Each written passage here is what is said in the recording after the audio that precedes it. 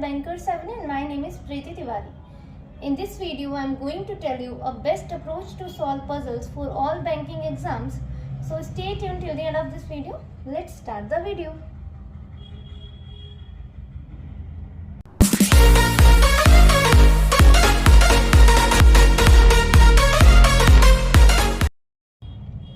Hindi medium वालों के लिए क्वेश्चन मैंने स्क्रीन पर लगा दिया, आप वहां से रीड कर लीजिए.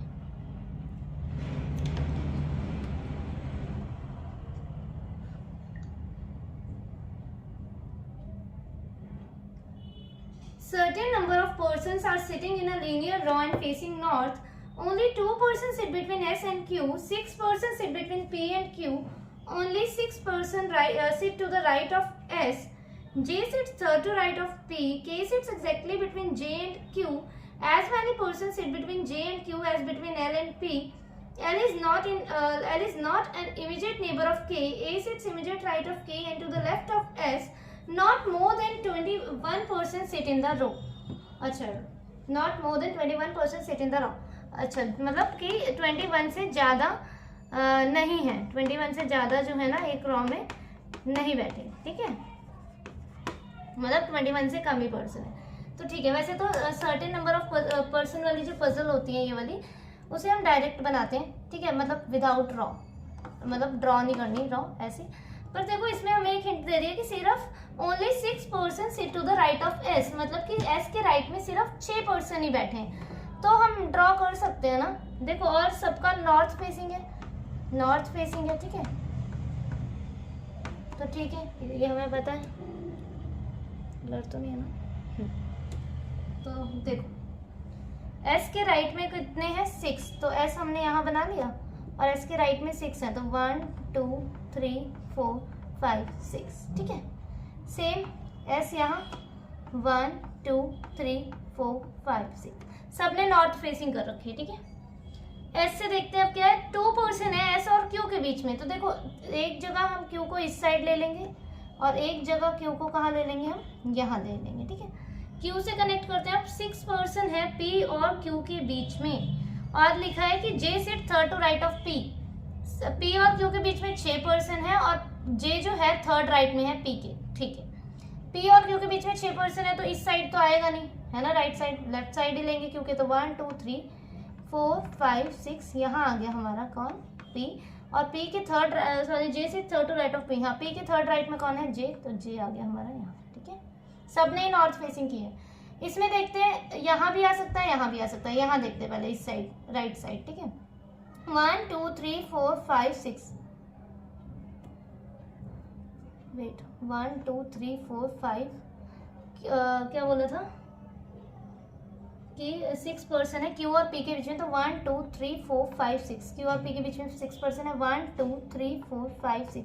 उस हिसाब से देखो पी यहाँ आ रहा है तो पी के थर्ड राइट में जे बिठा पाएंगे क्या हम, देखो नहीं बिठा पाएंगे ना.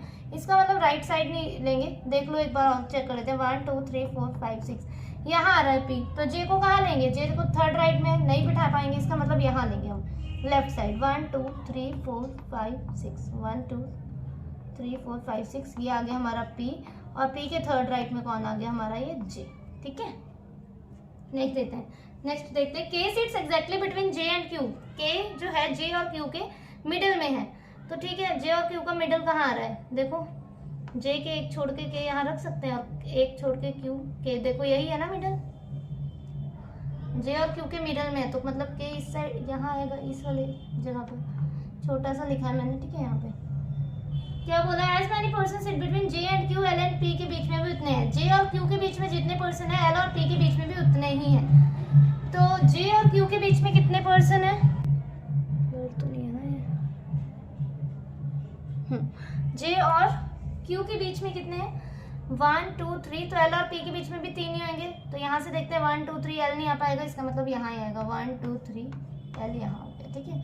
जे और क्यू के बीच में इसमें भी 3 पर्सन है तो यहाँ से भी 3 ही होंगे. 1 2 3, एल यहाँ भी आ सकता है हमारा और एल इस साइड भी आ सकता है. आगे स्टेटमेंट पढ़ते हैं. क्या बोला, एल जो है ना इमीडिएट नेबर नहीं है के का, तो एल अब यहाँ नहीं आ सकता, एल इसी साइड आएगा क्योंकि एल जो है, क्या बता दिया उन्होंने, L is not an immediate neighbour of के. इस कंडीशन में देखो एल यहाँ भी आ सकता था, यहाँ भी. यहाँ क्यों नहीं लिया, क्योंकि एल के का नेबर नहीं है. यहाँ तो पूरा ही हो चुका है, चलो कोई नहीं.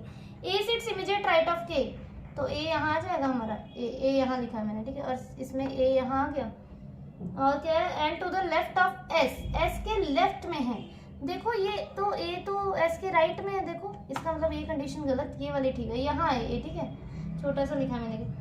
नॉट मोर देन 21%, 21% से ज़्यादा नहीं होना चाहिए। इसमें देख लेते हैं कितने, 1 2 3 4 5 6 7 8 9 10 11 12 13 14 15 16 17 18 19 20 21, एग्जैक्टली 21% बने।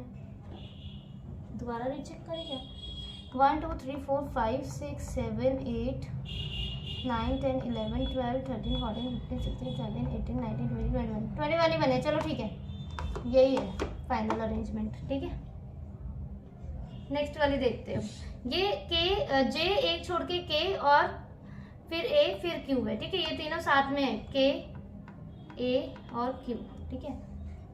नेक्स्ट वाली देखते हैं, 10 persons are sitting in 2 parallel rows and facing each other in row 1 A B C D and E are seated and all of them facing south, while in row 2 M and O P and Q are seated and all of them facing north. A sits third to right of B. The one who sits opposite to A sits second to left of M. One person sits between M and O. Q sits immediate right of O. The one who faces C sits immediate right of Q. E sits third to right of D. The one who faces D sits immediate right of N. ठीक है, 10 persons है, बना लेते हैं। ये possibility number 1 है हमारी और ये पॉसिबिलिटी नंबर 2 है, ठीक है, दिख रहा है ना। कितने हैं पर्सन, 5 एक लाइन में है ना, 5 1 2 3 4 5 1 2 3 4 5 1 2 3 4 5, ठीक है। फर्स्ट वाले साउथ फेसिंग है और सेकंड वाले नॉर्थ फेसिंग है, सेकंड रो वाले।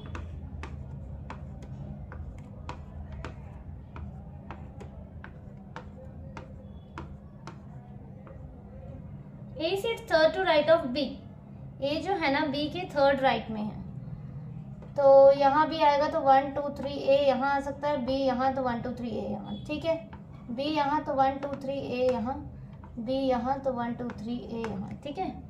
दो कंडीशन बन रही है। One who sits opposite to A sit second to left of M, A के अपोजिट जो भी है एम के सेकंड लेफ्ट में है, तो एम यहाँ आ जाएगा, ये एम के सेकंड लेफ्ट में है जो भी है, ए के अपोजिट जो भी है एम के सेकंड लेफ्ट में है वो, तो ठीक है, एम यहाँ आ गया, ये एम के सेकंड लेफ्ट हो गया, ठीक है।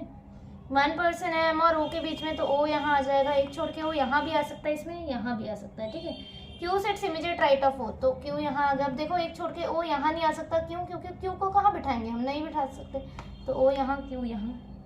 1 who faces C sits immediate right of Q, जिसने भी सी को फेस कर रखा है वो क्यू के इमीडिएट राइट में बैठा है, तो क्यू के इमीडिएट राइट में कौन है, एम, इसका मतलब इसी ने सी को फेस कर रखा है, इसने भी क्यू के इमीडिएट राइट में एम, इसने ही सी को फेस कर रखा है। E sits third to right of D, D के थर्ड राइट में कौन है, ई है, E sits third to right of D, तो इस वाली कंडीशन में आ सकता है। देखो डी यहाँ, तो ई कहाँ आएगा, इसी में आ सकता है, और इसमें भी नहीं आ सकता। देखो डी और ई के लिए यही जगह बच रही है, तो ये तो नहीं आ पाएगा, मतलब ये कंडीशन गलत। अब डी और ई यहाँ तो सेट नहीं हो पाएंगे, यहाँ ही सेट हो पाएंगे, है ना। E sits third to right of D, तो डी यहाँ, ई यहाँ।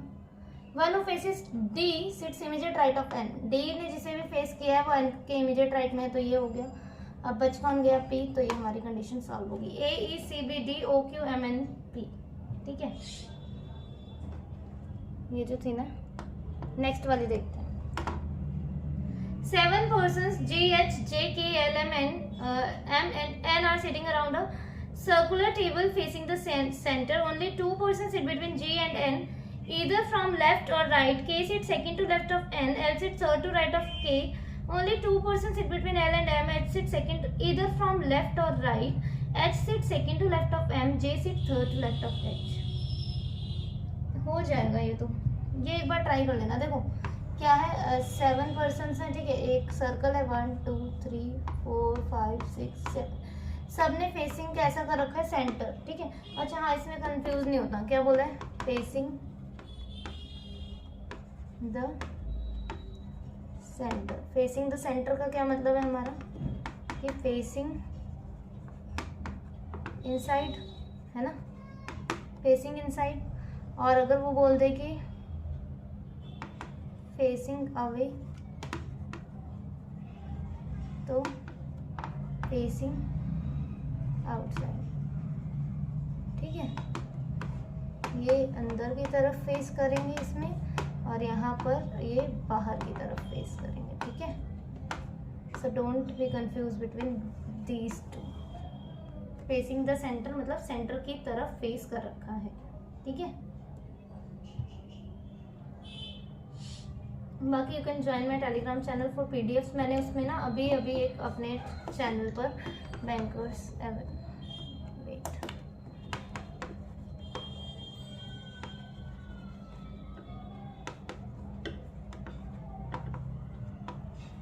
मैंने उसमें अभी एक पीडीएफ भेजी है, ठीक है, होप पजल करके है, होप पजल। तो आप ना उससे डाउनलोड करके वहाँ से आप प्रैक्टिस कर सकते हैं, ठीक है।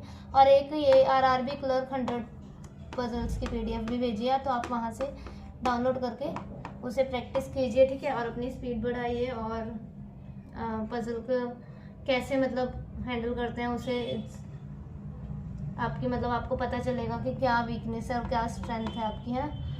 तो कहाँ पर मतलब आप अटक रहे हो। पजल्स के भी टाइप होते हैं ना, जो कि मैंने अपनी फाउंडेशन बैच पर सारे टाइप्स पजल्स के कंप्लीट करा दिए हैं। अगर आपने वो नहीं देखा तो आप देख सकते हैं, या तो फिर आप किसी और को फॉलो कर रहे हैं तो आप वहाँ से देख लीजिए। बस पर आप एक बार अपना फाउंडेशन कंप्लीट कर लीजिए।